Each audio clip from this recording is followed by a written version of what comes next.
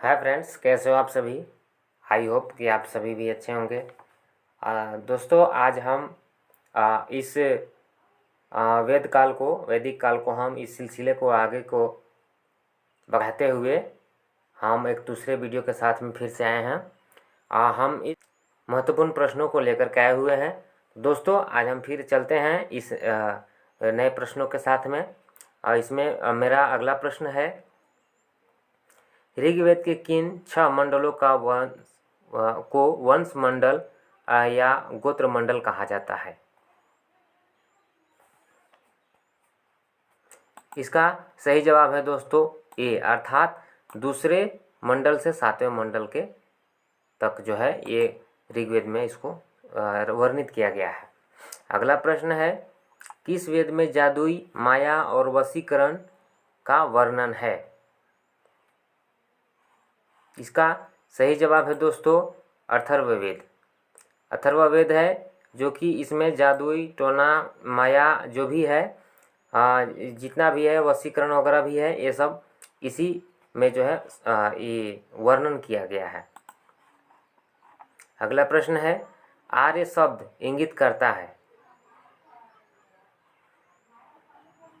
इसका सही जवाब है दोस्तों श्रेष्ठ वंश को, यानी आर्य जो शब्द है ये इंगित करता है श्रेष्ठ वंश को, जो है इंगित करता है। अगले प्रश्न की ओर चलते हैं दोस्तों। ऋग्वेद में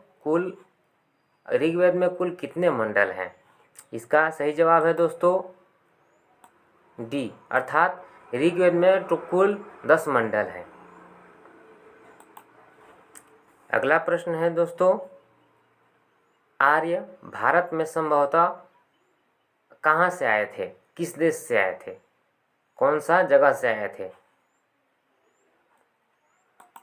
इसका सही जवाब है दोस्तों बी, अर्थात मध्य एशिया से। आर्य जो है भारत में संभवतः मध्य एशिया से आए हुए थे। अगला प्रश्न है, कौन सा वेद अंशतः गद्य रूप में भी रचित है। गद्य रूप में, जैसे कि गद्य और पद्य दोनों रूप में जो है अलग अलग होता है, इसलिए वो गद्य के बारे में पूछा गया है। तो इसका सही जवाब है यजुर्वेद, अर्थात बी जो है यजुर्वेद जो है गद्य में जो है इसका वर्णन किया गया है। अगला प्रश्न है, सभा और समिति प्रजापति 2 पुत्रियां थी। सभा और समिति प्रजापति की 2 पुत्रियां थी। इसका उल्लेख किस वेद में मिलता है। इसका सही जवाब है दोस्तों अथर्ववेद। अथर्ववेद में है ये इस प्रश्न का जो है उल्लेख, सभा और समिति का उल्लेख अथर्ववेद में मिलता है। हमारा अगला प्रश्न है, ब्राह्मण ग्रंथों में सर्वाधिक प्राचीन कौन है। इसका सही जवाब है दोस्तों शतपथ ब्राह्मण, यानी कि जो ग्रंथ में सर्वाधिक प्राचीन है शतपथ ब्राह्मण ग्रंथ है। अगला प्रश्न है, गोत्र व्यवस्था प्रचलन में कब आई। इसका सही जवाब है दोस्तों बी, अर्थात उत्तर वैदिक काल में। उत्तर वैदिक काल में ही गोत्र व्यवस्था का प्रचलन आया था। अगला प्रश्न है, अनुलोम विवाह का अर्थ क्या है। अनुलोम, इसका सही जवाब है दोस्तों ए, अर्थात उच्च वर्ण पुरुष का निम्न वर्ण नारी के साथ विवाह होना अनुलोम विवाह कहलाता है। यानी कहने का मतलब हुआ उच्च वर्ण का यानी उच्च जाति का पुरुष होना चाहिए और निम्न जाति का स्त्री होना चाहिए। ये दोनों का साथ का विवाह ही अनुलोम विवाह कहलाता है। अगला प्रश्न है, प्रतिलोम विवाह तब माना जाता है। इसका सही जवाब है दोस्तों बी, यानी कि उसका जस्ट उल्टा, अनुलोम का जस्ट उल्टा प्रतिलोम। जब उच्च वर्ण की नारी हो और निम्न वर्ण का पुरुष के साथ में विवाह कर लेती थी, उसे जो है प्रतिलोम विवाह कहा जाता था। अगले प्रश्न की ओर आते हैं, वैदिक युग में यौ कहा जाता था। इसका सही जवाब है दोस्तों जौ, अर्थात इसका सही जवाब है दोस्तों जौ, यानी जौ को यौ कहा जाता था। अगले प्रश्न की ओर आते हैं। व्रीहि, व्रीहि शब्द किसके लिए जो है प्रयुक्त हुआ है? इसका सही जवाब है दोस्तों ए, अर्थात चावल, जो है चावल को व्रीहि, इसका सही जवाब है दोस्तों चावल।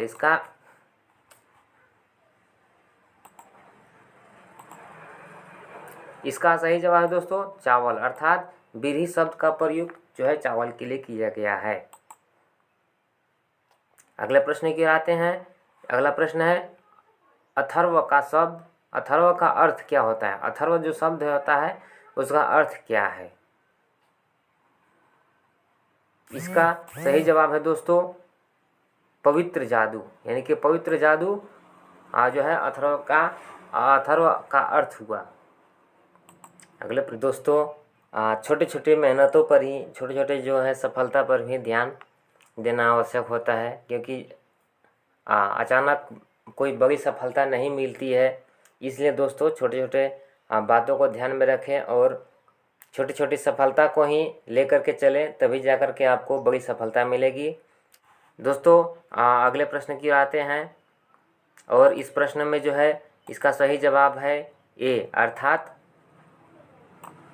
अर्थात जो है ये हमारा हुआ, यानी कि ये जो शिक्षा हुआ, शिक्षा हमारा ध्वनि शास्त्र हो गया। ध्वनि शास्त्र के अंदर में आता है कल्पसूत्र, कल्पसूत्र जो है हमारा कर्मकांड में आता है। और निरुक्त, निरुक्त जो है शब्द व्युत्पत्ति शास्त्र या भाषा शास्त्र को अंदर रखा गया है। छंद, छंद जो है छंद शास्त्र के अंदर में आता है। तो आगे की ओर बढ़ते हैं दोस्तों। मेरा अगला प्रश्न है प्राचीनतम व्याकरण अष्टाध्यायी के रचनाकार कौन है? इसका सही जवाब है दोस्तों पाणिनि। पाणिनि जो है अष्टाध्यायी का जो है रचनाकार है। अगले प्रश्न की आते हैं। निम्नलिखित में से कौन सी स्मृति प्राचीनतम है? इस प्रश्न का सही जवाब है मनुस्मृति। मनुस्मृति जो है सबसे प्राचीनतम स्मृति है। अगले प्रश्न की ओर आते हैं। आदि काव्य की संज्ञा किसे दी जाती है? आदि काव्य की संज्ञा किसे दी जाती है? इसका सही जवाब है दोस्तों ए, अर्थात रामायण। रामायण को आदि काव्य यानी कि सबसे पुराना काव्य के रूप में माना जाता है। अगले प्रश्न की ओर आते हैं।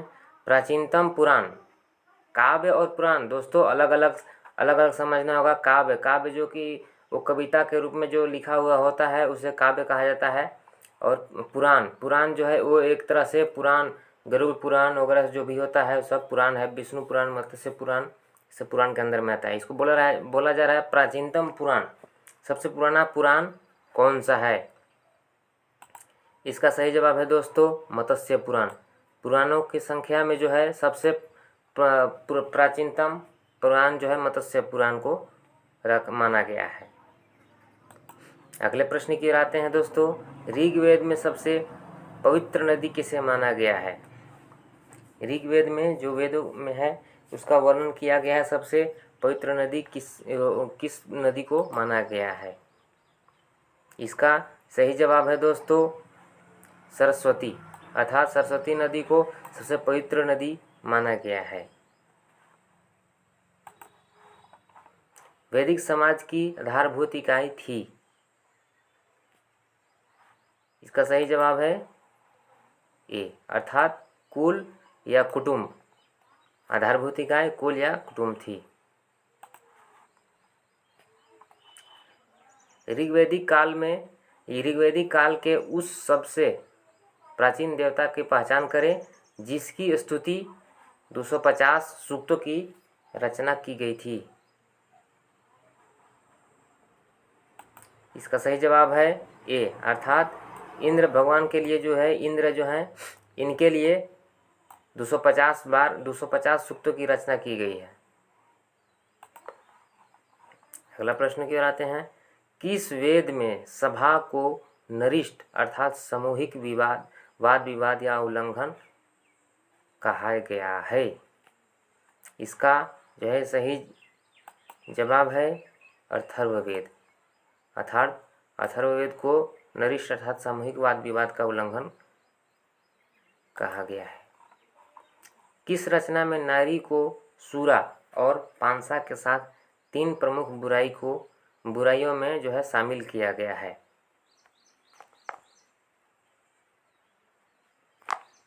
इसका सही जवाब है दोस्तों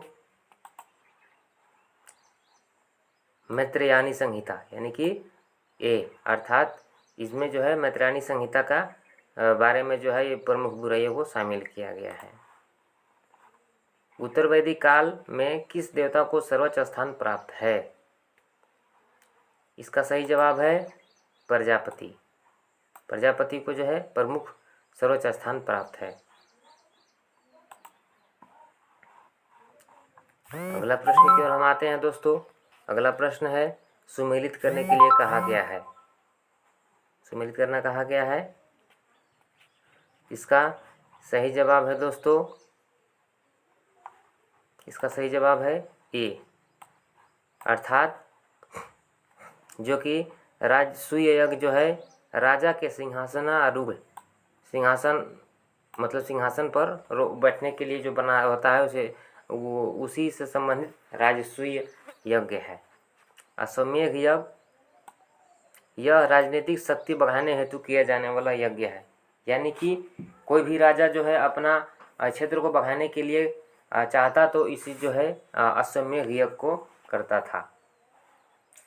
वाजपेयी यज्ञ, इससे जो है शौर्य प्रदर्शन व प्रजा मनोरंजनार्थ किया जाने वाला यज्ञ है। यह अपना शक्ति को जो है प्रदर्शित करता था और प्रजा को जो है मन को मनोरंजन किया जाने वाला यह यज्ञ है। अग्नियोष्टम यज्ञ, यह जो है यह चौथा इसका हुआ, डी का 4 हुआ, यानी देवताओं को प्रसन्न करने के लिए अग्नि को पशु बलि दिया जाने वाला यह और सोम रस को पान किया जाने वाला यज्ञ है। आगे की ओर बढ़ते हैं दोस्तों। अगला प्रश्न है सूची 1 को सूची 2 के साथ में सुमेलित कीजिए। इसका सही जवाब है दोस्तों कूट ए, यानी कि जो पुरुषनी नदी है जो इसमें जो दिया हुआ है यह वेद में उल्लेखित नाम है, यह आधुनिक नाम है, यानी कि जो वेद में ये लिखा हुआ है सारा कुछ और आधुनिक नाम ये है। इसका सही जवाब हुआ दोस्तों पुरुषनी नदी, अर्थात रावी जो है अभी तत्काल नाम क्या है, रावी है। अगला हुआ शतुद्री। शतुद्री जो है यह सतलज नदी को कहा गया है। ठीक है। अस्किनी जो है यह दोस्तों अस्किनी जो हुआ, अस्किनी हमारा चिनाब नदी को बोला गया है।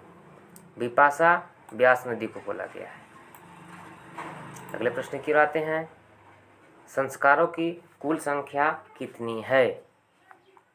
संस्कारों की कुल संख्या कितनी है? संस्कार यानी आज भी लोग कहा जाता है कि 16 संस्कार 16 श्रृंगार, उसी प्रकार से हमारा जो संस्कार है कुल 16 संस्कार है। दोस्तों इसी वीडियो के साथ में आज का मेरा पाठ अंत हुआ। इसी प्रकार से आप वीडियो में लगातार बने रहें और लगातार मेहनत करते रहें। दोस्तों तब तक के लिए धन्यवाद।